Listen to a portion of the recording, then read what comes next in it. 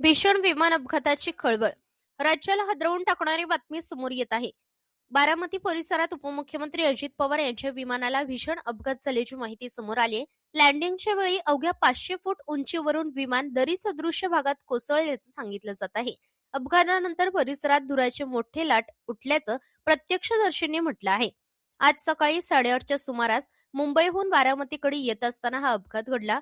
जिल्हा परिषद आणि पंचायत समिती निवडणुकीच्या सभांसाठी ते बारामतीत दाखल होणार होते. मात्र विमानतळाच्या अगदी जवळच असताना नियंत्रण सुटून हे विमान शेतात कोसळल्याचा दावा करण्यात येतोय.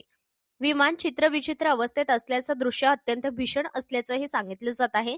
विमानात एकूण 5 ते 6 जण उपस्थित होते आणि कोणीही वाचले नसल्याचा प्राथमिक दावा करण्यात आला आहे.